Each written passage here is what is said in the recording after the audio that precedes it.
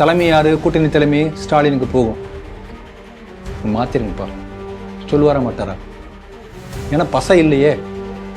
அப்ப திமுக சார்பு உள்ள காங்கிரஸ் கட்சி சேர்ந்தவர்கள் தான் தேர்தல் நிற்க முடியும் என்கின்ற சூழ்நிலை ஏற்படும். கிட்டத்தட்ட காங்கிரஸ் கட்சிக்கு ஒரு இதை விட கேவலமான ஒரு விஷயம் இருக்க வேண்டிய அவசியமே இல்லை. அந்த அளவுக்கு ஒரு மோசமான நிலைமைக்கு காங்கிரஸ் போயிருக்கிறது. இது நமக்கு தெளிவாக தெரிகிறது. இது உள்ளுக்குள்ள ஒரு சலசலப்பை நிச்சயம் ஏற்படுத்தும். நமக்கு வெளியிருந்து பார்க்கும்போது எந்த அளவுக்கு தெரியுது, உள்ளுக்குள்ள ஒரு பெரிய சலசலப்பை ஏற்படுத்தும். அப்போ உன்னுடைய கூட்டணி காங்கிரசுடன் கூட்டணி வர வேண்டும் என்பதற்காக தமிழக விவசாயிகளை நீ காவு கொடுத்திருக்கிறாயா? இது அண்ணாமலை அவர்கள் கேட்டிருக்காங்க. நிச்சயமா ஆமாம் என்பதுதான் பதில். ஏன்னா தமிழகத்தை பொறுத்தவரை பாரதியார் பாடியிருப்பார், தமிழ்நாட்டுடைய பெருமை பற்றி பாடும்போது, காவிரி தென்பெண்ணை பாலாறு கண்டதோர் வையை பொருணை நதி என மேவிய ஆறுகள் பலவோட திருமேனி செய்த தமிழ்நாடு. அதுல முதல்ல வருது காவிரி. அதுல 4 ரெசிடென்சியல் ஸ்கூல்ல JEEE நீட்டு போன்ற காம்படிட்டிவ் எக்ஸாம் இதெல்லாம் மைனாரிட்டிக்கு மட்டும்தான், நமக்கு உங்களுக்கு எல்லாம் கிடையாது. நாமளா தகுதி பெற்றவர்களா இருந்தா கூட நம்ம வீட்டு குழந்தைகள், அவங்களுக்கு கிடையாது, மைனாரிட்டிக்கு தான். அதே போல 100 பெண்கள் மைனாரிட்டி சமூகத்தை சேர்ந்த 100 பெண்கள் தங்குவது போல 2 ஓல்டேஜ் ஹோம் ஃபார் விமன், அதுக்கு பணம் நிதி ஒதுக்கீடு பண்ணியிருக்காங்க. இந்த சிறுபான்மையினத்துல அன்எம்ப்ளாய்டு யூத் இருந்தா கஷ்டப்படுவாங்க இல்லையா, அதுக்காக என்ன பண்ண போறாங்கன்னா மொபைல் கிச்சன் கியோஸ், அதாவது நடமாடும் வாகனம், விற்பனை வாகனம். நான் முஸ்லீம், நான் என்ன நினைக்கிறேனோ அது இங்க நடக்கணும். ஐ எம் above law, அதை நான் ப்ரூவ் பண்ணணும். The law should bend before me. The government should kneel before me. ஏன்னா நான் முஸ்லீம். அது லண்டனா இருந்தாலும் சரி, நம்ம டெல்லியா இருந்தாலும் சரி, தமிழ்நாட்டில் மேல உத்தமபாளையம் எந்த ஊரா இருந்தாலும் சரி, அதுதான். அந்த மனப்பான்மை தான் இந்த கலவரத்தை ஏற்படுத்தி இருக்கிறது. கலவரம் ஏற்படல, கொலையை ஏற்படுத்தி இருக்கிறது. இந்துக்கள் திருப்பி தாக்களிக்கு. அப்ப பெண்ணால புகார் கொடுக்க முடியாது. பெண்ணுடைய உறவினர்கள் யாரோ, அப்பா அம்மா கூட உறவினர்கள் யாராவது புகார் கொடுத்தால் கூட, இந்த மாதிரி லவ் ஜிகாத சந்தேகம் இருக்கு, கட்டாயப்படுத்தி மதமாற்ற சந்தேகம் இருக்கு என்று புகார் கொடுத்தால் கூட உடனே FIR பதிவு செய்து விசாரிக்கப்பட வேண்டும் என்பது சட்டத்தில் முக்கியமான ஒரு அம்சம். அதனால இது ஒரு நல்ல வரவேற்கப்படக்கூடிய ஒரு சட்டம். இதே போல லவ் ஜிகாதை மையமாக வைத்து தடுப்பதற்காக பல சட்டங்கள் பல மாநிலங்கள்ல இருக்கு. பல மாநிலங்கள் தொடர்ந்து நடந்து கொண்டே இயற்றிக் கொண்டிருக்கிறார்கள். தேசிய அளவில் இதுக்கான ஒரு ஏற்பாடும் வரணும் என்பதற்கான முன்னேற்பாடாக இதை நம்ம பார்க்க முடியும்.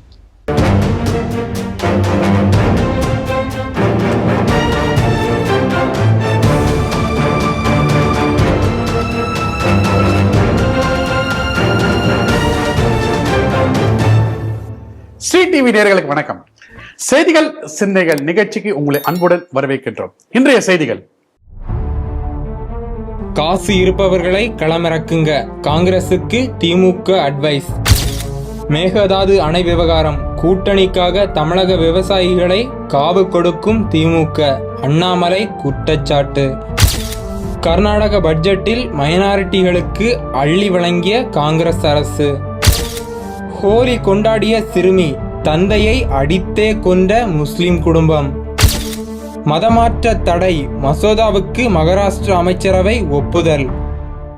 இன்றைய செய்திகள் சிந்தனைகள் நிகழ்ச்சியில் நம்முடைய மூத்த பத்திரிகையாளர், அரசியல் விமர்சகர் திரு ராம வெங்கடாதிரி அவர்கள். வணக்கம் திரு ராம வெங்கடாதிரி. வணக்கம் நவநீத். எலெக்ஷன் தேர்தல் டைம் அப்படின்னு சொன்னோம்னா கட்சிகள்ல மனு தாக்கல்லாம் செய்யணும், அவங்க ஒரு டெபாசிட் கொடுத்து மனு தாக்கல்லாம் செய்யணும், அப்புறம் அதுக்கு ஒரு செலவு இருக்கிறது அப்படிலாம் இருக்குது. இப்போ என்ன, திமுக காங்கிரஸ் கூட்டணி அப்படியே இழுபறியா போச்சு. தமிழகத்துல மட்டும்தான் முடிஞ்சிருக்க கூட்டணி, இன்னும் பாண்டிச்சேரியில ஒரு குழப்பம் இருக்கிறது. திமுக கூட்டணியிலேருந்து என்ன சொல்லிட்டாங்க, காங்கிரஸ் தலைவர்கள்கிட்ட என்ன சொல்லியிருக்காங்க, தேர்தல் வந்துருச்சு, தொகுதி பங்கீடுலாம் முடிஞ்சு போச்சு, நாங்கள் இந்த வாட்டி ரொம்ப நிறைய செலவு பண்ண முடியாது உங்களுடைய கேண்டிடேட்டுக்கு, நீங்கள் செலவு பண்ணக்கூடிய கேண்டிடேட்டா பார்த்து வெற்றி பெறக்கூடிய கேண்டிடேட்டா மட்டும் இருக்கக்கூடாது, செலவு பண்ணக்கூடிய கேண்டிடேட்டாவா இருக்கணும் அப்படின்னு சொல்லி திமுக தலைமை ஒரு அழுத்தம் கொடுத்திருக்கிறது காங்கிரஸ்க்கு அப்படின்னு சொல்லியிருக்காங்க. இந்த செய்தியை நீங்க எப்படி பாக்குறீங்க? இந்த செய்தியை 2 வகையா பார்க்கறேன். ஒன்று பொதுவா ஒரு கண்ணோட்டம், அப்புறம் இந்த செய்தியை பற்றி திமுக காங்கிரஸ் கூட்டணியை இந்த செய்தியை தொடர்புபடுத்தி என்னுடைய கருத்து சொல்றேன். தேர்தல் கமிஷன் பொதுவா ஒரு வரம்பு வச்சிருக்காங்க, வேட்பாளர் செலவு வரம்பு. அந்த வேட்பாளர் செலவு வரம்புக்கும் உண்மையிலே வேட்பாளர் செலவுக்கும் சம்பந்தம் இல்லாம இருக்கு. அந்த சம்பந்தம் இல்லாமல் இருக்கக்கூடிய இடைவெளி ஒவ்வொரு தேர்தலுக்கு தேர்தல் அதிகமாகிக் கொண்டே போகிறது. இது எப்ப சரியாகும்னு தெரியல. உண்மையிலே பார்த்தோம் என்று சொன்னால் ஜனநாயகம் என்பதை விட பணநாயகம் என்று சொல்லக்கூடிய அளவுக்கு மோசமாயிட்டு இருக்கு. இன்னைக்கு எல்லா கட்சியும் நீங்க எடுத்தீங்கன்னா, உதாரணத்துக்கு ஒரு கட்சி தேர்தல் வேட்பாளர் நிறுத்துறாருன்னா சில கோடிகள் அளவுக்கு செலவு பண்ணது சர்வசாதாரணமா போயிட்டு இருக்கு. ஏன்னா எல்லா கட்சியும் வந்து வேட்பாளர் நிறுத்தினா, ஒரு பொதுக்கூட்டம் நடத்தினா ஆட்கள் கூட்டு வரதுக்கு அந்த ஆட்களுக்கு காசு கொடுத்து பழகிட்டாங்க. ரோட் ஷோக்கு ஆட்கள் கூப்பிட்டு வந்து காசு கொடுத்து பழகிட்டாங்க. முழுக்க வந்து கொடி நடுறதுக்கு அதுக்கு ஆட்களுக்கு காசு, எல்லாம் ஈவெண்ட் மேனேஜ்மெண்ட். அப்புறம் விளம்பரப்படுத்துறது சோசியல் மீடியாவில், அது பெய்டு ப்ரொமோஷன்ஸ். அப்படி இப்போ ஒவ்வொன்றுக்கு லட்சக்கணக்கில் செலவு பண்ணணும். வரவங்களுக்கு சாப்பாடு, குவார்டர் கொடுக்க வேண்டிய குவார்டர் பிரியாணி, வாட்டர் போகோட வந்து அந்த வண்டி, லாரி, வேன், பஸ்ஸு, அப்படி இதெல்லாம் பார்க்கணும்னா அப்படியே மலைப்பா இருக்கு. இப்படி கோடிக்கணக்கில் செலவு பண்ணி தான் ஜெயிக்கக்கூடிய அளவுக்கு சூழ்நிலையை மாறிக்கொண்டே வருகிறது. இது போக வாக்காளர்களுக்கும் அது வந்து தனி திருமங்கலம் ஃபார்முலா தனி. அது வந்து எலெக்ஷனுக்கு முன்னாடி வந்து தனியா வந்து ஏதோ ஒரு வகையில உங்களுக்கு வந்து சேரும்.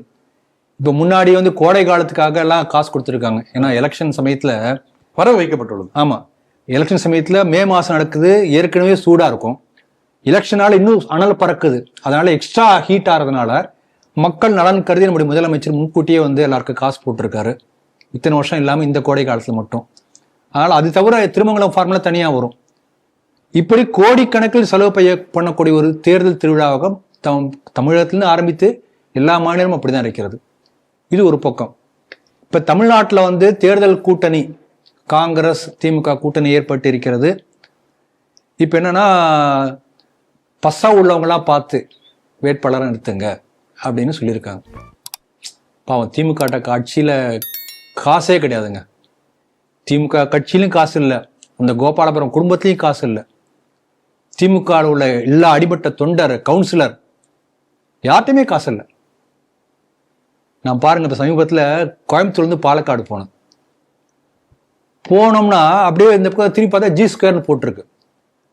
கிலோமீட்டர் கணக்குல வெறும் ஜி ஸ்கொயராகவே இருக்கு தேசிய நெடுஞ்சாலையில. இதே போல சமீபத்தில் 2-3 இடங்களுக்கு போனேன். எங்க போனாலும், எந்த ஊருக்கு நீங்க போனாலும் நெடுஞ்சாலையில போனீங்கன்னா அங்க பாத்தீங்கன்னா ஒரு 3-4-5 கிலோமீட்டருக்கு ஜி ஸ்கொயர்னு இருக்கும். அப்ப அங்கிங்கினாதபடி எங்கும் பிரகாசமாயின்னு ஒரு பாட்டு இருக்கு.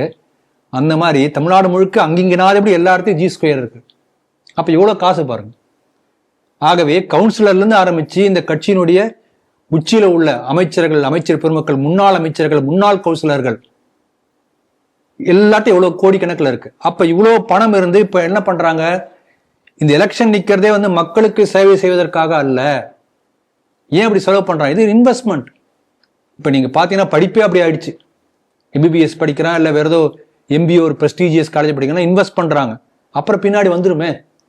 அப்ப கோடிகளில் செலவு பண்ணி பின்னாடி பல கோடிகளை எடுத்துக்கலாம் என்கின்ற இன்வெஸ்ட்மெண்ட் பாலிசியாகத்தான் இந்த தேர்தலை எல்லாம் பார்த்துட்டு இருக்காங்க. அப்படி இருக்கும்போது திமுக கட்சி போன செலெக்ஷன்ல நீங்க வந்து செலவு பண்ணிருக்கீங்க கோடிகள்ல, எல்லா கட்சிக்கான கூட்டணிக்கெல்லாம் செலவுக்கு காசு கொடுத்துருக்கீங்க. ஏன்னா திருப்பி வரப்போகுது, அவ்வளவுதானே. இந்த முறை ஏன் காங்கிரஸ் கட்சி கொடுக்கல? இது நீங்க பார்க்கணும். அப்ப சரியான நேரத்துல ஒரு சூப்பர் பழிவாங்கல் என்று நான் பார்க்கிறேன், என்னுடைய கணிப்பு. ஏன்னா அவங்க வந்து மிஞ்சி போய் 2-3 சீட் எக்ஸ்ட்ரா, அவ்வளவுதான். அதுக்கு மேல ஒன்றும் முடியல. அப்ப காங்கிரஸ் தலைமை எந்த அளவுக்கு பலவீனமாக இருக்கின்றது என்பதை இந்த செய்தி நமக்கு வெளிச்சம் போட்டு காட்டுகிறது. ஒண்ணு, இன்னும் தேர்தலுக்கான வேலைகளை ஆரம்பிக்கல.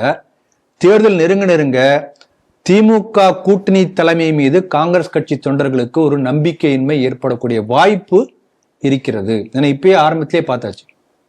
இது 2வது.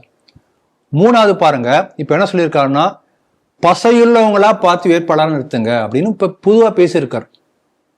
இப்ப காங்கிரஸ் கட்சியில வந்து ஒரு 4 வேட்பாளர்கள் முடிவு பண்ணாங்கன்னு வச்சுக்கோங்களேன்.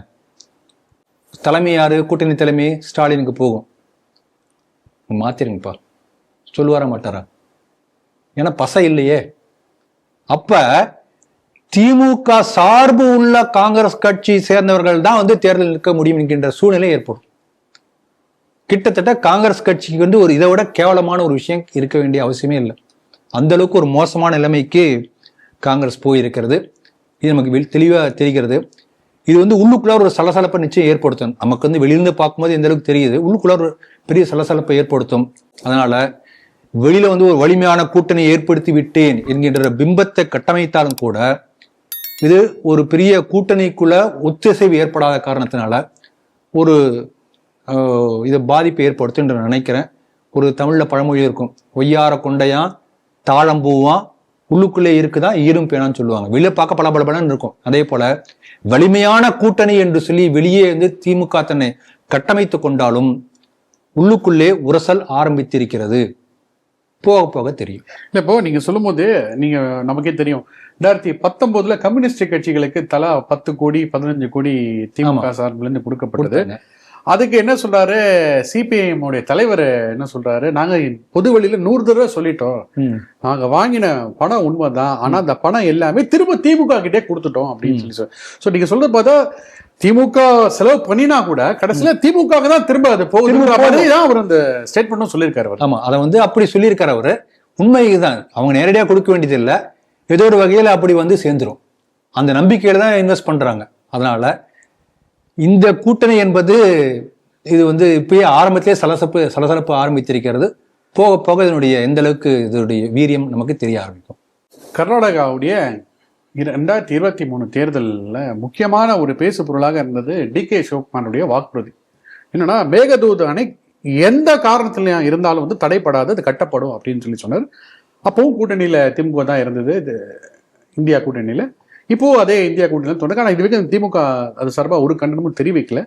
ஆனால் தமிழக பாரதிய ஜனதா அதை தொடர்ந்து இங்கேயும் போராட்டம் பண்ணாங்க. அதுக்கு வந்து மத்திய அரசும் வந்து நீங்க அந்த கொடுத்த பிளான்லாம் சரியில்லை, ரீவர்க் பண்ணணுன்ற மாதிரி அது ஒரு நடுநிலையாக இருந்து அதை பண்ணாங்க. ஆனால் தொடர்ந்து டிகே சிவகுமார் அவர்கள் என்ன சொல்றாருன்னா, இந்த மேகதூது அணை அப்படின்றது கட்டப்படும் அப்படின்றது அவர் ரொம்ப தெளிவா இருக்கிறாரு. இப்போ கர்நாடகாவோட பட்ஜெட்லயே என்ன சொல்லியிருக்காரு, மேகதூது அணை கட்டப்படும் அப்படின்னு சொல்லி அந்த முதல்வர் சித்தராமையா அறிவித்து அதுக்கு ஒரு நிதியும் ஒதுக்குறாங்க. ரொம்ப ஸ்ட்ராங்கா இருக்காங்க. மேகதூது அணை எக்காரணத்தை கொண்டும் அது வந்து அந்த திட்டம்ன்றது கைவிடப்பட மாட்டாது, அது கட்டாயம் செயல்படுத்துவோம்னு சொல்லியிருக்காங்க. இங்க விடியா அரசு, திராவிட மாடல் அரசு வந்து ஒரு சிறிதளவு கூட கண்டனமோ அதை வந்து கண்டுகொள்ளாம இருக்காங்க. மாறாக பாஜகவுடைய முன்னாள் தலைவர் அண்ணாமலை அவர்கள் ஒரு கடுமையான கண்டன அறிக்கையை வெளியிட்டிருக்காங்க. இந்த செய்தி நீங்க எப்படி பாக்குறீங்க? நதிகளை வைத்து இந்த நாட்டை ஒருங்கிணைத்திருக்கிறது இந்துத்துவம். ஒரு ஸ்லோகம் இருக்கு, கங்கேச்ச யமுனே செய்வ கோதாவரி சரஸ்வதி நர்மதே சிந்து காவேரி ஜலேஸ்மின் சந்நிதிம் குரு. அதாவது நீங்க காலையில குளிக்கும் போது இந்த 7 புண்ணிய நதிகளை நினைத்து கொண்டு குளிக்கணுமா. இதில் நான் குளிக்கிறதா நினைச்சிட்டு நாடு முழுக்க எங்க கும்பாபிஷேகம் நடந்தாலும் சரி, குடமுழுக்கு நீங்க டெல்லியோ பாம்பேயோ தமிழ்நாடோ கேரளாவோ இல்ல பெங்காலோ ஒரிசாவோ ஆந்திரா மத்திய இதுக்கு வேணா எடுத்துக்கோங்க, குடமுழுக்கு என்று நடந்தால் இந்த 7 புண்ணிய நதிகளின் தீர்த்தங்களை அந்த குடமுழுக்கில் ஊற்றப்பட வேண்டும். சப்போஸ் வரலன்னு என்ன பண்றது, ஒரு பாத்திரத்தை வச்சு இந்த 7 நதிகளை ஆவாகனம் செய்து இருப்பதாக நினைத்து கொண்டுதான் நீங்க கும்பாபிஷேகம் பண்ணுவாங்க. இப்படிப்பட்ட பழக்கம் ஆயிரக்கணக்கான வருஷமா இருக்கு. இந்த 7 நதிகள் நாடு முழுக்க இருக்கு. கங்கை, யமுனை, சரஸ்வதி, கோதாவரி, நர்மதி, சிந்து, காவேரி. சிந்து தான் நம்ம நாட்டு விட்டு போயாச்சு, பாகிஸ்தான்ல இருக்கு. அப்ப நாடு முழுக்க உள்ள நதிகளை வைத்து ஒன்றிணைத்தது ஹிந்துத்துவம். இப்ப பாருங்க, தமிழ்நாட்டுல அல்லது கர்நாடகாவில் என்ன பண்றாங்க, நதிகளை வைத்து அரசியல் செய்து நாட்டை பிளந்து கொண்டிருக்கிறார்கள். இதான் நடந்துட்டு இருக்கு. இப்ப அண்ணாமலை அவர்கள் என்ன சொல்லியிருக்காங்க, காங்கிரஸ் கட்சியோட ஒரு வாராது வந்த கூட்டணி அமைந்து விட்டது, ஒரு வலிமையான கூட்டணி வந்தமைத்து விட்டது என்று சொல்லி அறிக்கை விட்டார். இந்த கூட்டணிக்காக இப்ப மேகதாது அணைக்காக அடுத்த பட்ஜெட்ல அவங்க நிதி ஒதுக்கீடு பண்ணிட்டாங்க, அப்படி அறிவிச்சிருக்காங்க. ஏன் நீ கண்டிக்கல? அப்ப உன்னுடைய கூட்டணி காங்கிரசுடன் கூட்டணி வர வேண்டும் என்பதற்காக தமிழக விவசாயிகளை நீ காவு கொடுத்திருக்கிறாயா? இது அண்ணாமலை அவர்கள் கேட்டிருக்காங்க. நிச்சயமா ஆமாம் என்பதுதான் பதில். ஏன்னா தமிழகத்தை பொறுத்தவரை பாரதியார் பாடியிருப்பார், தமிழ்நாட்டினுடைய பெருமையை பற்றி பாடும்போது, காவிரி தென்பெண்ணை பாலாறு கண்டதோர் வையை பொருணை நதி என மேவிய ஆறுகள் பலவோட திருமேனி செய்த தமிழ்நாடு. அதுல முதல்ல வருது காவிரி. அப்ப காவிரி தமிழ்நாட்டுக்கு அந்த அளவுக்கு எத்தனையோ ஆண்டு காலமா இருக்கு. சோழர்கள் 1000 ஆண்டு காலமாக கிட்டத்தட்ட நம்ம வரலாற்றை எடுத்து பார்த்தீங்கன்னா, உலக வரலாற்றிலேயே மிக அதிகமான dynasty long period Chola dynasty 1200 வருஷம். அந்த 1000 ஆண்டு காலம் சோழர்கள் ஆண்ட போது காவிரி பிரச்சனை வரல தமிழ்நாட்டுல. பிரிட்டிஷ் ஆண்டு இருக்கான் 200 ஆண்டு காலம், காவிரி பிரச்சனை வரல. எப்ப வந்தது? 50 ஆண்டு காலம் திமுக திராவிட கட்சிகள் ஆண்ட போது காவிரி பிரச்சனை வந்தது. ஏன் வந்தது? அது காரணம் பாருங்க. 1892ஆம் ஆண்டு ஒரு ஒப்பந்தம் போடுறாங்க. யாருக்கு? மைசூர் மகாராஜாவுக்கும் அப்ப இருக்கிற மெட்ராஸ் பிரசிடென்சி, மைசூர் சமஸ்தானம் பேர், 2 பேருக்கு ஒப்பந்தம் போடுறாங்க. என்ன போடுறாங்க?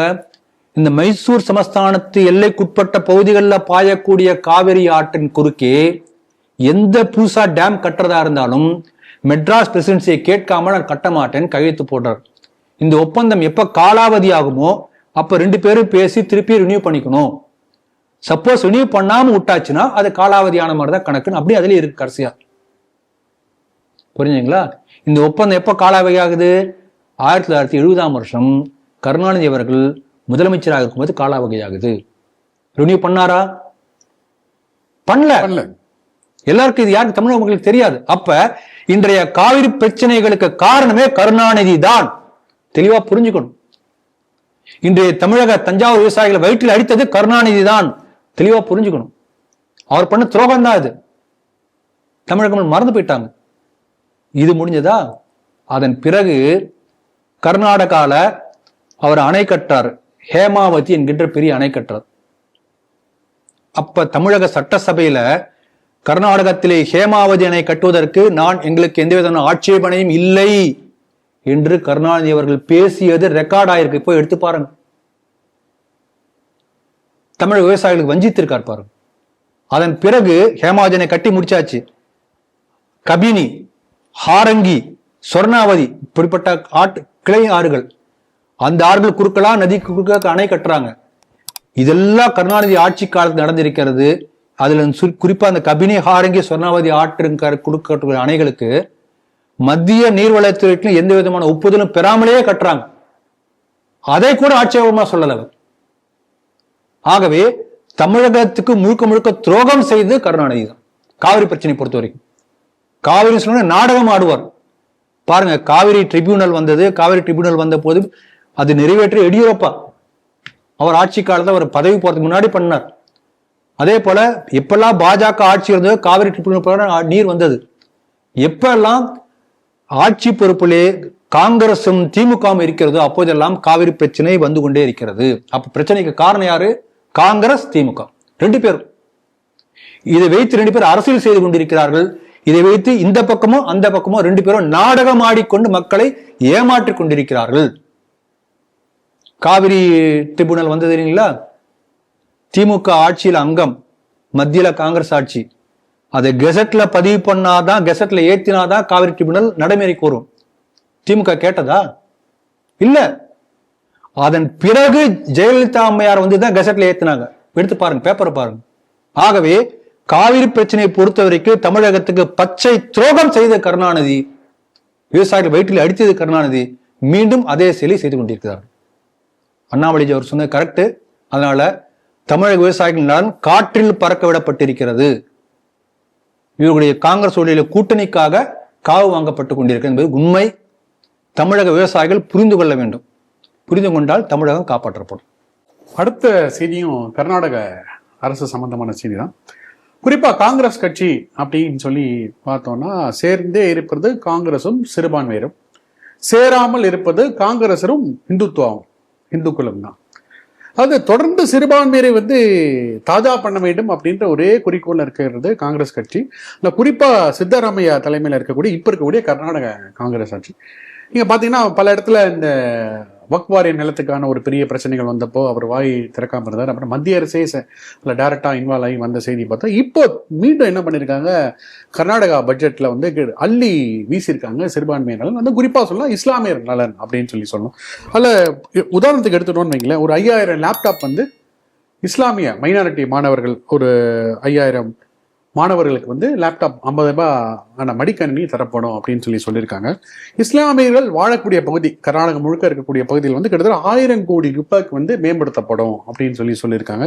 அதே மாதிரி இஸ்லாமிய மாணவர்கள், அதாவது மயான பூமிகள், அந்த இஸ்லாமியர்களுக்கான மயான பூமிகள் கிட்டத்தட்ட 150 கோடி ரூபாய் மேம்படுத்தப்படும் அப்படின்னு இஸ்லாமியர்களுக்கான ஒரு தாஜா பண்ணக்கூடிய ஒரு பட்ஜெட்டாக கர்நாடகா காங்கிரஸ் தாக்கல் பண்ணியிருக்காங்க. இந்த செய்தி நீங்க எப்படி பாக்குறீங்க? நீங்க சொன்னதுக்கு மேல இன்னும் கொஞ்சம் இருக்கு. நான் ஒரு பிரிண்ட் அவுட்டே எடுத்துட்டு வந்திருக்கேன். அதை படிச்சாவே போதும், பதில் சொல்ல வேண்டாம். அதாவது பட்ஜெட்டா இல்ல மைனாரிட்டிகளுக்கான பட்ஜெட்டா தெளிவா தெரிஞ்சு போயிடும். அதாவது 117 Maulana Azad model schools and Urdu schools அவைகள்லாம் 600 கோடி ரூபாய் செலவில் மேம்படுத்தப்படும். இது ஒண்ணு. இது தவிர இதே போல 400 கோடி ரூபாய் செலவில் புதிதாக 100 பள்ளிக்கூடங்கள், உருது பள்ளிக்கூடங்கள், மௌலானா பள்ளிக்கூடங்கள் ஆரம்பிக்கப்படும். அங்கெல்லாம் வந்து +2 ஸ்கூல் +2 வந்து போஸ்ட் மெட்ரிக் ஸ்கூல் சொல்றாங்க. அதுல ஹாஸ்டல் 25 மைனாரிட்டிகளுக்கான ஹாஸ்டல் 25 ஹாஸ்டல் இருக்கு. அதுல மேற்கொண்டு 150 ஸ்டூடெண்ட் படிப்பதற்காக அதுக்காக நிதி அலோகேட் பண்ணியிருக்காங்க. அதே போல மைனாரிட்டி படிப்பதற்கான ஹாஸ்டல்ல 25லிருந்து 50 வரை புதிதாக சேர்க்கைக்காக நிதி ஒதுக்கீடு பண்ணியிருக்காங்க. 10 கோடி ரூபாய் செலவுல 10 CBSE ஸ்கூல் மைனாரிட்டிக்காக ஆரம்பிக்க போறாங்க. அதே போல அது வந்து ரெசிடென்ஷியல் ஸ்கூல், தங்கி படிக்கிற மாதிரி. அதுல 4 ரெசிடென்ஷியல் ஸ்கூல்ல வந்து JEE நீட் போன்ற காம்படிட்டிவ் எக்ஸாம் இதெல்லாம் மைனாரிட்டிக்கு மட்டும்தான், நமக்கு உங்களுக்குலாம் கிடையாது. நாமளா தகுதி பெற்றவர்களா இருந்தா கூட நம்ம வீட்டு குழந்தைகள் அவங்களுக்கு கிடையாது, மைனாரிட்டிக்கு தான். அதே போல 100 பெண்கள் மைனாரிட்டி சமூகத்தை சேர்ந்த 100 பெண்கள் தங்குவது போல 2 ஓல்டேஜ் ஹோம் ஃபார் விமன் அதுக்கு பண நிதி ஒதுக்கீடு பண்ணியிருக்காங்க. இந்த சிறுபான்மை இடத்துல வந்து அன்எம்ப்ளாய்டு யூத் இருந்தா கஷ்டப்படுவாங்க இல்லையா, அதுக்காக என்ன பண்ண போறாங்கன்னா மொபைல் கிச்சன் கியோஸ், அதாவது நடமாடும் வாகனம், விற்பனை வாகனம். அது வந்து நீங்க என்ன பண்ணலாங்க 3 லட்சம் ரூபாய் கவர்மெண்ட் கொடுத்துருவோம். சப்போஸ் நீங்க அதிகமான செலவு பண்ணணும்னு வச்சுக்கோங்களேன், அதிகமாக இன்வெஸ்ட் பண்ண வேண்டியிருக்குன்னா நீங்க இன்வெஸ்ட் பண்ணக்கூடிய இன்வெஸ்ட்மெண்ட்ல அதுல மூலதனத்துல 75% கொடுத்துருவோம். 3 லட்சம் ரூபாய்க்குள்ள முழுக்க அப்படியே கொடுத்துருவான். அதுக்கு மேலே 70% கவர்மெண்ட் வில் பேர். ஏன்னா மைனாரிட்டி எல்லாம் பாவம் இல்லையா, அந்த அன்எம்ப்ளாய்டு யூத்லாம் கஷ்டப்படக்கூடாது இல்லையா, அதுக்காக அந்த மாதிரி. அதே போல மைனாரிட்டி விமன் கோஆபரேட்டிவ் சொசைட்டி ஆரம்பிக்க போகிறோம். இதுல மைனாரிட்டி விமன் மட்டும்தான் இருக்க முடியும், மற்ற விமன்லாம் இருக்கக்கூடாது. 5 கோடி ரூபாயில வயதானவர்களுக்காக 10 இடங்கள்ல ஓல்டேஜ் ஹோம், ஒவ்வொரு ஓல்டேஜ் ஹோம் 50 லட்சம் ரூபாய் செலவு பண்ண போறாங்க. அது 10 இடங்கள்ல 5 கோடி ரூபாய். அது வந்து கிறிஸ்துவ நிறுவனங்கள் மட்டும் நடத்தும், அப்படி ஒரு அறிவிப்பு. அதே போல minority development and training centre 2 acre நிலம் கொடுத்து அதை ட்ரைனிங் சென்டர் ஆரம்பிக்கிறாங்க. அதை வந்து ஆசீர்வனம் பெனடிக்ஷன் மொனாஸ்ட்ரி அவங்க தான் நடத்துவாங்க, கவர்மெண்ட் ஃபண்ட் பண்ணும். அங்க 31 +2 ஸ்கூல், அங்க +2 ஸ்கூல் சொல்றதுல PU காலேஜ் சொல்றாங்க. வக்ஃப் போர்டு நடத்தி கொண்டிருக்கக்கூடிய 31 பள்ளிக்கூடங்கள், அதாவது PU ஸ்கூலை காலேஜா மாத்துவதற்கான நிதி உதவி அரசாங்கம் ஒதுக்கீடு செய்திருக்கிறது. இந்த மாதிரி நீங்க சொன்னது நிறைய இருக்கு. இதெல்லாம் கூட போதும், சரி பரவாயில்ல, ஏதோ ஒரு வகையில வந்து மைனாரிட்டி வந்து பொருளாதார வளம் பெறாங்கன்னு பார்க்கலாம். கடைசியா ஒண்ணு சொல்லியிருக்காங்க, அதான் எனக்கு சிரிப்பு வந்தது. என்னன்னு கேக்குறீங்களா, அம்பேத்கருடைய புத்தகங்கள்லாம் உருது மொழியில் மொழிபெயர்ப்பதற்காக நிதி ஒதுக்கீடு பண்ணியிருக்காங்க. அது பண்ணியும் அவங்க யாரும் படிக்க போறாங்க என்ன?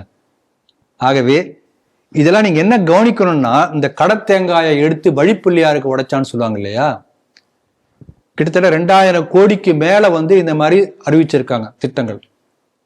ஆனால் இங்க HRMC போல அங்கேயும் கோயில் நிர்வாகம் அரசாங்க கட்டுப்பாட்டுலாம் இருக்கு. கோயில் நிர்வாகத்தில் காசை எடுத்துக்கொள்கிறது, கோயிலுக்கு திருப்பி தரல, கர்நாடக அரசாங்கம் அதான் செய்கிறது. கோயில் நிர்வாகத்தில் காசை எடுத்து மைனாரிட்டிகளுக்கு கொடுத்து கொண்டிருக்கிறது. இதான் நடந்துட்டு இருக்கு நம்ம நாட்டுல. இன்னைக்கு நம்ம பார்த்தோம்னா, அடுத்து நீங்க ஒரு செய்தி கூட சொல்ல போறீங்க, நான் எல்லாத்துக்கும் சேர்த்து பொதுவாக அப்பயே சொல்றேன். இன்று வரக்கூடிய பல சமூக பிரச்சனைகளுக்கு எல்லாத்துக்கும் அடிப்படை காரணம் 2 வார்த்தை. அந்த 2 வார்த்தை போயிடுச்சுன்னா வந்து நாட்டுல பல விஷயம் சுபிட்சமே ஆகிடும், பிரச்சனையே இருக்காது. பல சட்டம் ஒழுங்கு பிரச்சனையே வராமையே போயிடும், அமைதியா இருக்கும். அது என்ன 2 வார்த்தை கேட்கறீங்க இல்லையா? அந்த காலத்துல இந்த காமிக்ஸ்லாம் படிச்சிருப்பீங்க, ஒரு ராட்சசன் இருப்பான், மான்ஸ்டர், அவனை என்ன பண்ணாலும் கொல்லவே முடியாது. கடைசியா 7 கடல் 7 மலை தாண்டி போனா ஒரு கிளியினுடைய கழுத்துக்குள்ள உயிர் இருக்கும், அதை வெட்டினா செத்து போயிடுவாங்க இல்லைங்களா? அதே போல நான் 2 வார்த்தை சொல்றேன். அந்த 2 வார்த்தை நம்ம அரசியலமைப்பு சட்டத்தில் நீங்கினாவே போதும். 2 என்னன்னா, 1 சிறுபான்மை சிறப்பு சலுகை, இன்னொன்னு செக்குலரிசம், மதசார்பின்மை. இது 2 போயாச்சுனாவே நாடு உருப்பட்டு. சாமி தயானந்த சரஸ்வதி அழகா சொல்லி ஒரு இடத்துல அவர் ஒரு பொதுக்கூட்டத்தில் பேசுறார். பேசும்போது சொல்றாரு, இந்த மாதிரி ஒரு முஸ்லீமும் ஒரு மௌல்வி 2 பேரும் ஆர்கியூ பண்ண வராங்க. இப்போ நீங்கள்லாம் என்கிட்ட ஆர்கியூ பண்ணாதீங்க, நான் ஒன்றும் ஆர்கியூ பண்ண தயாராக இல்லை, நீங்கள் யார்கிட்ட முடியுமோ அங்கே போய் பேசிக்கோங்க அப்படி சொல்லிடுறாரு. இது வரைக்கும் நடந்த கதை அவர் சொல்றார். இது வரைக்கும் நடந்தது, இதுக்கப்புறம் வந்து நான் நடக்காத ஒன்று சொல்றேன், கற்பனை பண்ணி சொல்றேன் உங்களுக்கு புரியறதுக்காக. இது வரைக்கும் நடந்த கதை. இப்போ இந்த 2 பேர் வந்து என்ன தாக்க வராங்கன்னு வச்சுக்கலாமே, அதெல்லாம் கிடையாது, நான் சொல்லபடி நீ கேட்டுதான் ஆகணும், என்ன தாக்க வராங்க, குச்சி எடுத்து அடிக்க வராங்க. அப்போ பக்கத்தில் ஒரு போலீஸ்காரர் இருக்கார். இது கற்பனை, இதுக்கப்புறம் உள்ளது கற்பனை. அதே அவர் சொல்றார். போலீஸ்காரரை பார்த்து, ஏப்பா அவங்க 2 பேரும் அடிக்க வராங்க, நான் ஒரு ஹிந்து துறவி. உடனே அந்த போலீஸ்காரர் சொல்றாங்க, செக்குலருங்க, மதசார்பற்ற நாடு, நீங்க ஒரு முஸ்லீம் ஒரு கிறிஸ்டியன் ஹிந்துக்குள்ள நான் எப்படி உள்ள வர முடியும்? அப்ப சரி சாமிஜி புரிஞ்சாரா, போலீஸ்கிட்ட இருந்து ஒன்றும் உதவி வராது, நாமளே நம்ம தற்காத்துக்கலாம், கொஞ்சம் பலம் இருக்குன்னு சொல்லிட்டு என்ன பண்ணாரு, தடுக்க போய் தற்காக்குறாரு. தற்காக்கும் போது வர திருப்பி தாக்கணும், அப்பதானே முடியும். திருப்பி தாக்க போறாராம். உடனே வந்து போலீஸ் வர அரெஸ்ட் பண்ண வருதான். நீங்க சிறுபான்மை மீது தாக்குதல் நடத்தி விட்டீர்கள். இதை சொல்லி இப்படித்தான் மதசார்பற்ற தன்மையும் சிறுபான்மையினருக்கான சிறப்பு அந்தஸ்தும் நாட்டிலே தவறாக துஷ்பிரயோகம் செய்யப்பட்டு கொண்டிருக்கின்றன. அதுக்கு இந்த கதையை சொல்றேன்னு சொல்றாரு அவர். ஆகவே சுதந்திரத்துக்கு முன்பு இருந்தே காங்கிரஸ் இதான் பண்ணிட்டு இருக்கு. இந்த 2 வார்த்தைகளையும் பயன்படுத்தி நாட்டை சீரழித்திருக்கிறது காங்கிரஸ். அதனால இது வந்து கடுமையாக ஒரு கண்டிக்கப்பட வேண்டிய ஒரு மதவாத அரசியல் தான் நம்ம சொல்ல முடியும். இதை வந்து இதுக்கு தீர்வு என்னன்னா, முள்ளால எடுக்கணும்னு சொல்லுவாங்க இல்லையா, வேற வழி இல்லை. அதனால இவன் ஏன் இந்த மாதிரி பண்றாங்கன்னா, சிறுபான்மை முழுக்க ஒட்டுமொத்தமாக ஓட்டு போடுகின்ற காரணத்தினால்தான் இந்த மாதிரி அவங்க பண்றாங்க. ஆகவே ஹிந்துக்களும் ஹிந்து ஓட் பேங்காக இருந்து செயல்பட்டால் மட்டும்தான் இதுக்கு தீர்வு கிடைக்கும். அப்பதான் என்ன பண்ணுவாங்க, ஹிந்துக்களுடைய நலன், ஹிந்து வெல்ஃபேர், அதை பத்தி பேச ஆரம்பிப்பான்.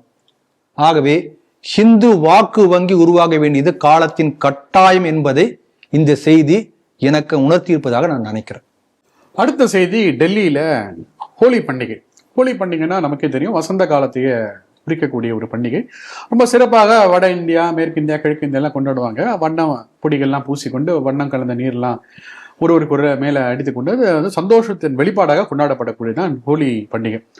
டெல்லியில ஒரு பகுதியில ஒரு குடும்பத்தில் இருக்கக்கூடிய ஒரு சின்ன பொண்ணு என்ன பண்றாங்க, மொட்டை மாடியில் இருக்கும்போது ஒரு பலூன்ல இந்த வண்ணம் கலந்த நீரை மிக்ஸ் பண்ணி மேலேருந்து தூக்கி போடுறாங்க.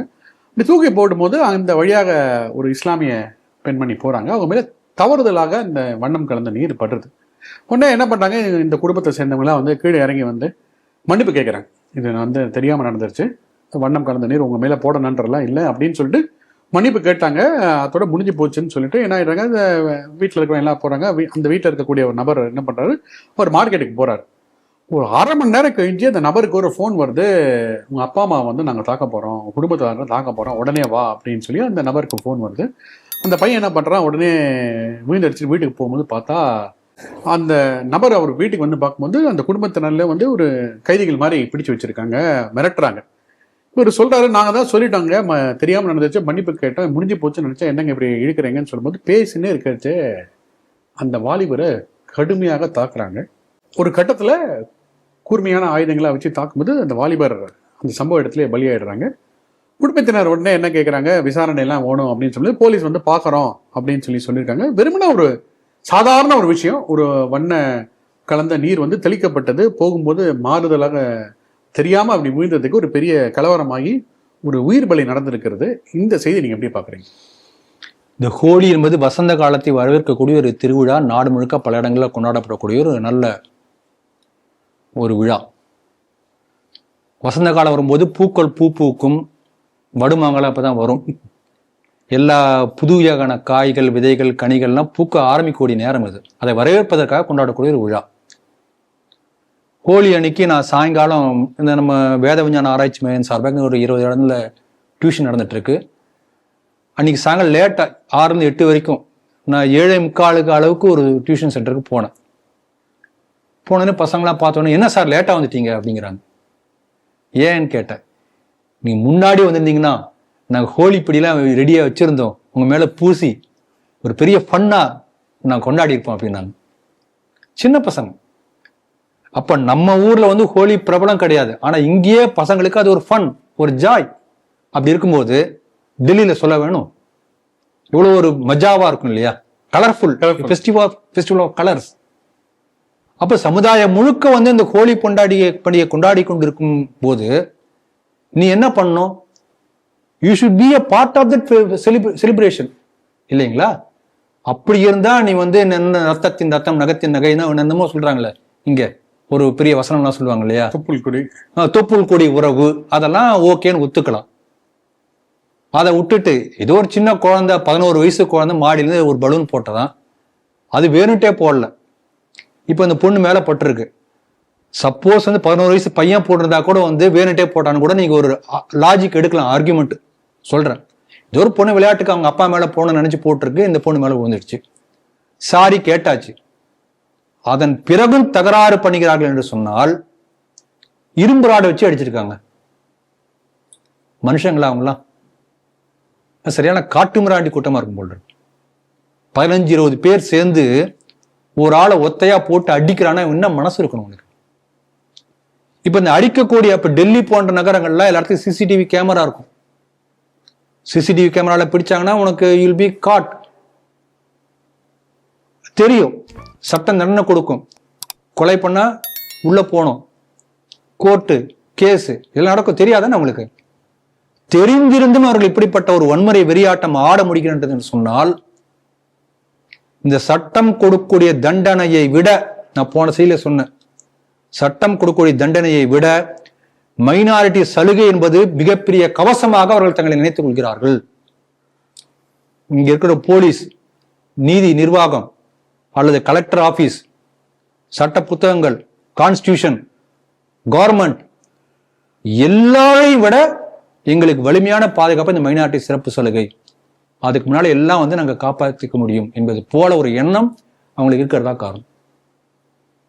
காந்தியடிகள் சொல்லுவாரு, காந்தி தென்னாப்பிரிக்கால தான் இருக்கார், அங்க இருந்து நம்ம நாட்டுக்கு வராரு. வந்த பிறகு இவர் வந்து காங்கிரஸ்ல பொறுப்பெடுத்துக்கிறார்.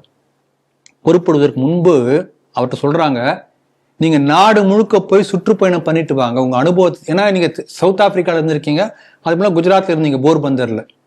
இந்தியா முழுக்க சுத்தினது இல்லையா, எல்லா இடம் சுத்திட்டு வாங்க. சுத்தின்னு வந்த பிறகு உங்களுடைய எக்ஸ்பீரியன்ஸை ஒரே ஒரு சென்டென்ஸை சொல்லுங்க. இதெல்லாம் எடுத்து படிச்சு பாருங்க, ஹிஸ்டரி புக்ல படிச்சா ரொம்ப சுவாரஸ்யமா இருக்கும். ஒரே லைன் சொல்லியிருப்பாரு, நாடு முழுக்க சுற்றுப்பயணம் செய்த பிறகு அனுபவத்தை நான் சொல்லக்கூடிய ஒரே ஒரு ஒற்றை வாக்கியம் என்னன்னா, every Hindu is a coward, every Muslim is a புலி. இவ்வளவுதான். நாட்டின் எந்த பகுதிக்கு போனாலும் ஒவ்வொரு முஸ்லீமும் ரவுடி போல இருக்கான். காந்தி சொன்னதை நான் சொல்லல, எல்லா ஹிந்துவும் கோழையா இருக்கான். இதுதான் பிரச்சனையே. ஆகவே ஒரு 10 முஸ்லீம் சேர்ந்துட்டானா, 10-15 முஸ்லீம் சேர்ந்துட்டானா, சட்டத்தின் பிடிகளுக்கு அப்பால் நான் இருக்கின்றேன் என்ற எண்ணம் அவனுக்கு ஏற்படுகிறது. நீங்க இதுக்கு முன்னால் நீங்க பேசுனீங்க உத்தமபாளையமா, உத்தமபாளையம், அங்க என்ன நடந்தது?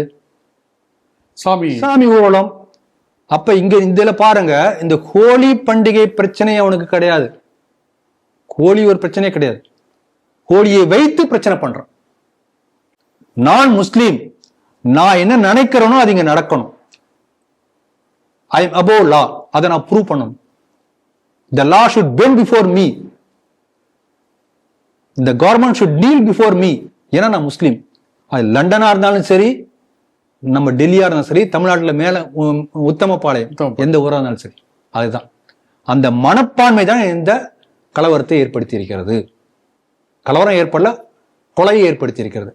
இந்துக்கள் திருப்பி தாக்கலிங்க. இப்ப பாருங்க, பல இடங்கள்ல ரோட மறிச்சு வந்து ரோட அப்படியே டிராபிக் 2 பக்கம் நிற்கும், நமாஸ் பண்ணிட்டு இருப்பாங்க. இப்ப கோர்ட்ல கூட தீர்ப்பு கொடுத்துருக்காங்க, அந்த மாதிரி பண்ணக்கூடாது சொல்லியிருக்காங்க. அதுக்காக யாராவது முஸ்லீமை போய் யாராவது அடிச்சு கொலை பண்ணாங்களா? இந்த மாதிரி ஹிந்துக்கள் பண்ணல. எத்தனையோ இடத்துல வந்து ரம்ஜான் தொழுகை நடத்துறாங்க, ஆசா ஓ அல்லாஹு அக்பர் கண்ட நேரத்துல கத்துறாங்க. பல இடங்கள்ல அந்த மசூதிக்கு பக்கத்துல யாராவது ஹிந்துக்கள் வீட்டுல வயசான கிழவங்க இருப்பாங்க, கிழவிகள் இருப்பாங்க, அவங்களுக்கு பிரச்சனை வரும், முஸ்லீம்கிட்ட போய் தகராறு பண்றாங்க. ஆகவே ஹிந்துக்களுக்கு இருக்கக்கூடிய இந்த சகிப்புத்தன்மை என்பது முஸ்லிம்களிடம் அறவே இல்லை.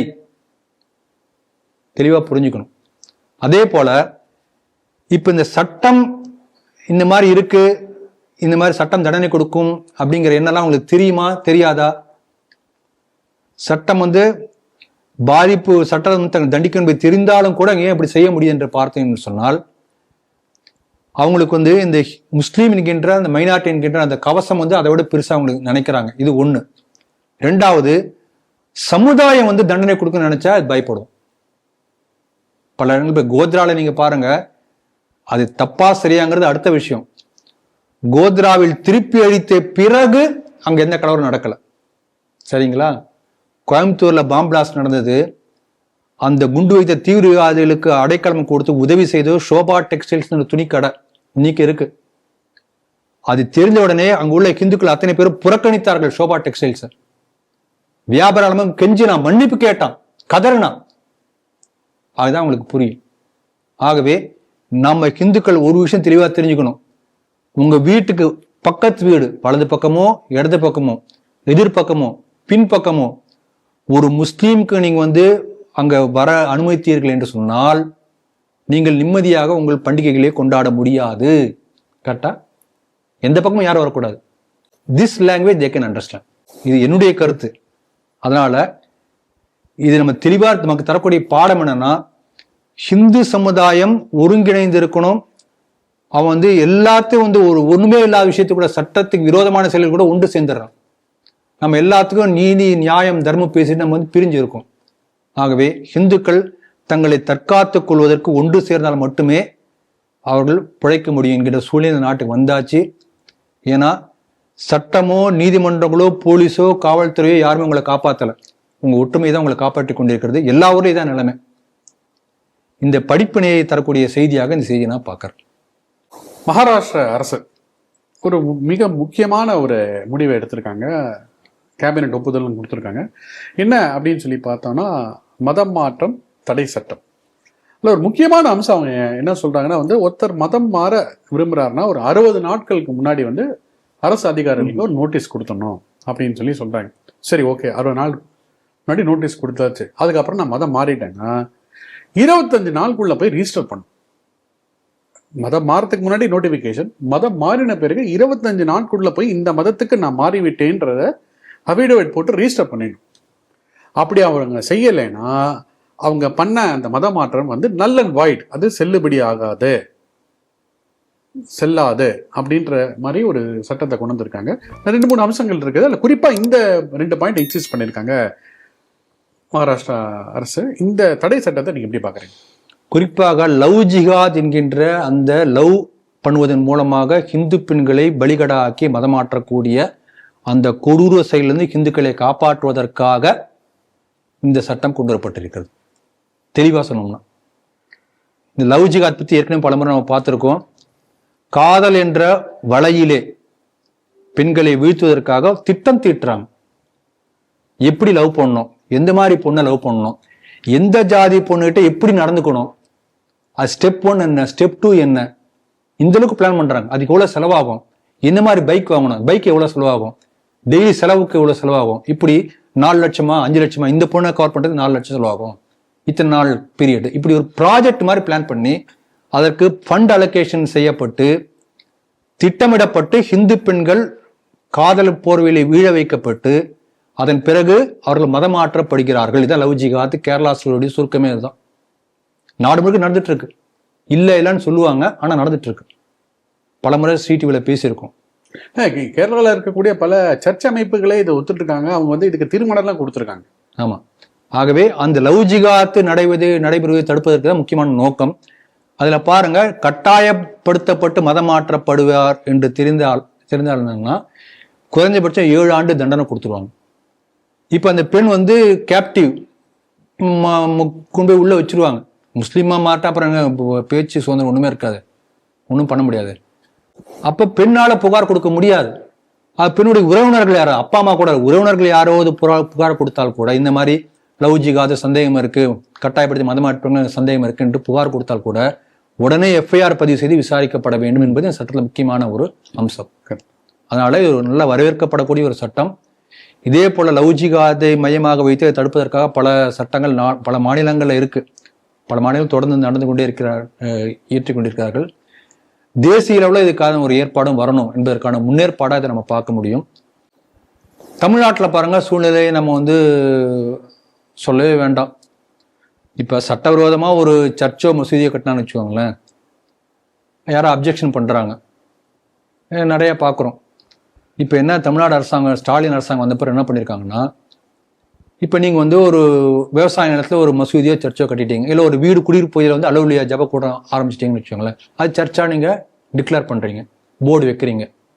அப்போ என்ன பண்ணணும், நீங்கள் அப்ளை பண்ணணும். யார்கிட்ட? கலெக்டர், ரெவன்யூ அத்தாரிட்டிஸை அப்ளை பண்ணணும். இந்த மாதிரி ஐயா இந்த இடத்துல நான் வந்து சர்ச்சு இல்லை மசூதி நான் இந்த மாதிரி ஆரம்பிச்சிருக்கேன். அப்போ ரெவன்யூ டிபார்ட்மெண்ட் என்ன பண்ணி இன்ஸ்பெக்ட் பண்ணணும். அவங்க இன்ஸ்பெக்ட் பண்ணி என்ஓசி கொடுக்கணும். இதுதான் உள்ள நடைமுறை. அவங்க என்ஓசி கொடுக்காட்டி சட்டப்படி அது இல்லீகல் சொல்லி அதை வந்து இட் ஷுட் பி டிஸ்பேண்ட். இதுதான் உள்ள நடைமுறை. நம்ம ஸ்டாலினை என்ன பண்ணாரு, நீங்க அது மாதிரி சொன்ன பிறகு 30 நாட்களுக்கு மேல் என்ஓசி வராட்டி இட் பிகம்ஸ் லீகல். சப்போஸ் கலெக்டருக்கு உடம்பு சரியில்லை, யாரும் அந்த ரெவன்யூ அத்தாரிட்டிஸ் வந்து வெளியூர் போயிட்டாரு, ஏதோ ஒன்று ஆயிடுச்சு, வேற ஏதோ ப்ராஜெக்ட்லாம் டிலே ஆகுது, 30 நாள் ஆச்சா, முடிஞ்சு போச்சு, அவ்வளோ, இட் பிகம்ஸ் லீகல். இப்படிப்பட்ட ஒரு சர்க்குலர் அமைச்சிருக்காங்க வந்த பிறகு. இது தமிழ்நாட்டு நிலைமை. எந்த அளவுக்கு வந்து இந்த மைனாரிட்டிஸை தாங்கக்கூடிய நிலை இருக்கு பாருங்க தமிழ்நாட்டில். அதனால அப்படி பார்க்கும்போது வரவேற்கப்படக்கூடிய சட்டம். இதன் மூலம் வந்து இந்த கட்டாய மதமாற்றம் அதே போல லவ் ஜிகாத் குறைவதற்கான வாய்ப்பு இருக்கிறது என்று நம்ம சந்தோஷப்படலாம். ஆனால் அதே மகாராஷ்டிரா இன்னொரு செய்தி, அதையும் நான் சேர்த்தி பார்க்குறேன். மகாராஷ்டிராவில் நாக்பூர் கோர்ட்டில் வந்து ஒரு கேஸ் வந்திருக்கு. அதுவும் இந்த செய்தி வந்தப்போ அந்த செய்திக்கு மேலேயே வந்திருக்கு, டைம்ஸ் ஆஃப் இந்தியாவில் பார்த்தேன். என்னன்னா, ஒருத்தர் கிறிஸ்தவ மத மாற்றத்துக்கு மாறிய காரணத்தினால இந்த இந்துக்களுக்குரிய சலுகைகளை அனுபவிச்சு வந்து பதவியில் இருக்கார், அந்த சலுகைகளை பறிக்கணும் என்று சொல்லி கோர்ட்டில் கேஸ் வருது. அப்போ அவர் என்ன சொல்றாரு, அவர் பேர் என்ன கேஸ், அவருடைய ஸ்கூல் ரெக்கார்டில் கிறிஸ்டியன் இருக்கு. கிறிஸ்டியன், அவர் ஸ்கூல் பிரகாரம் கிறிஸ்டியன் தான். கிறிஸ்டியன். அவர் என்ன சொல்றாரு, எங்க தாத்தா நான் அரியா பையனா இருந்த போது கிறிஸ்டியன் எழுதிட்டாரு, தாத்தா கிறிஸ்டியன், நான் ஃபார்மலா கிறிஸ்தவன் ஆகல, அதனால கிறிஸ்துவம் இல்லை. இதை கோர்ட் ரெஃபர் பண்ணிட்டு அப்படி அவர் சொல்லியிருக்காரு.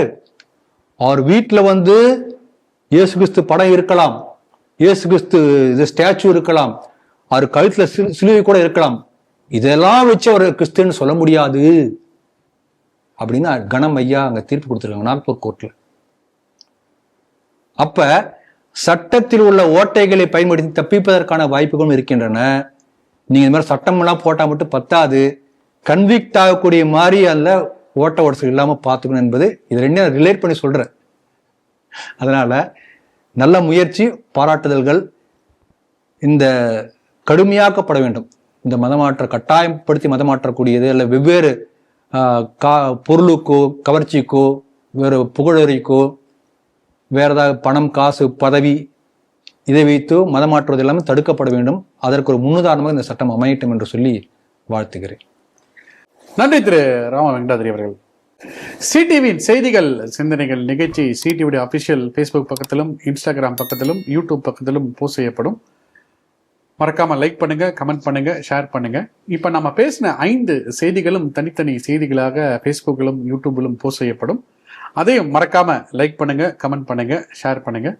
செய்திகள் சிந்தனைகள் நிகழ்ச்சியில் மீண்டும் சந்திப்போம். நன்றி, வணக்கம், ஜெய்ஹிந்த். ஜெய்ஹிந்த், ஜெய் ஸ்ரீராம். ஜெய் ஸ்ரீராம்.